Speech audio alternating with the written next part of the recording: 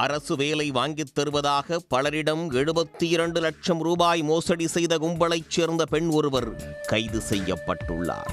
போலி அரசாணைகளை கொடுத்து மோசடியை அரங்கேற்றியவர் சிக்கியது எப்படி?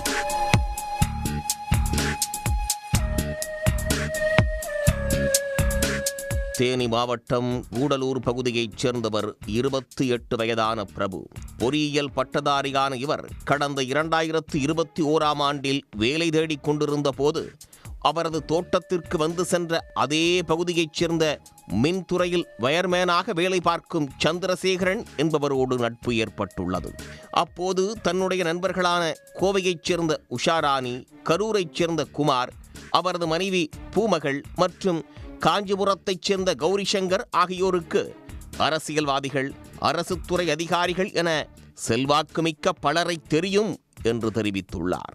அவர்களிடம் பணம் கொடுத்தால் உறுதியாக அரசு வேலை கிடைக்கும் என்று ஆசை வார்த்தை கூறியதாக தெரிகிறது. அதனை நம்பிய பிரபுவும் அவரது தந்தை முத்துமுருகன், சகோதரர் சிலம்பரசன் ஆகியோருடன் சந்திரசேகரன் கூறிய நபர்களை கோயம்புத்தூரில் சந்தித்து பேசியுள்ளார். அப்போது பொதுப்பணித்துறையில் உதவி பொறியாளர் பணியிடம் வாங்கித் தருவதாக உஷாராணி, குமார் உள்ளிட்டவர்கள் பிரபுவிடம் தெரிவித்துள்ளனர். அவர்களுக்கு நம்பிக்கை ஏற்படும் வகையில் வயர்மேன் சந்திரசேகரனின் உறவினர் ஒருவருக்கு ஊரக வளர்ச்சித்துறையில் வேலை கிடைத்ததாக கூறி அதற்கான பணி ஆணையையும் அவரிடம் காட்டியுள்ளனர். அதை பார்த்த பிரபு மற்றும் அவரது குடும்பத்தினர் உண்மை என நம்பி தங்களுக்கும் இதுபோல அரசு வேலை வாங்கித் தருமாறு கேட்டிருக்கின்றனர். இதற்காக குமாரின் மனைவி பூமகள் வங்கிக் கணக்கிலும் அவரது சகோதரர் மற்றும் உறவினர்கள் உள்ளிட்டோரின் வங்கிக் கணக்கிற்கும் பல்வேறு தேதிகளில் 19,75,000 ரூபாய் வரை பிரபு மற்றும் அவரது தந்தை, சகோதரர் ஆகியோர் பணத்தை செலுத்தியுள்ளனர்.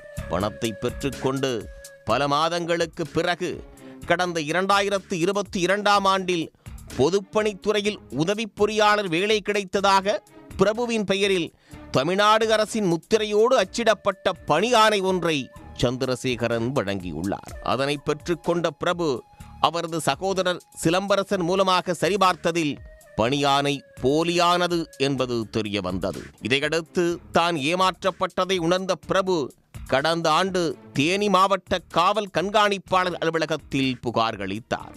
அதன் அடிப்படையில் தேனி மாவட்ட குற்றப்பிரிவு போலீசார் நடத்திய விசாரணையில் பிரபுவைப் போல் அவரது ஊரைச் சேர்ந்த கார்த்திகேயன் என்பவரிடமிருந்து 16,75,000 ரூபாய், தினேஷ்குமாரிடம் 11 லட்சம் ரூபாய், ஆனந்தன் என்பவரிடம் 12 லட்சம் ரூபாய் என மொத்தம் 72,25,000 ரூபாய் வரை பணத்தை பெற்றுக்கொண்டு பல்வேறு அரசு துறைகளில் வேலை வாங்கித் தருவதாக கூறி அந்த கும்பல் மோசடியில் ஈடுபட்டது தெரிய வந்தது.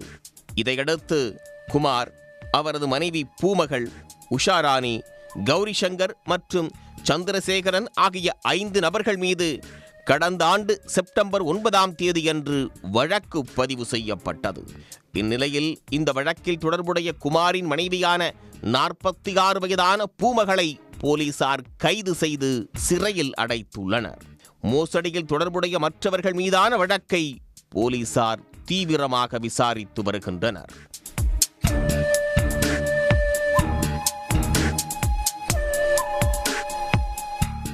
உடனுக்குடன் செய்திகளை தெரிந்து கொள்ள சன் நியூஸ் பெல் ஐகானை கிளிக் பண்ணுங்க.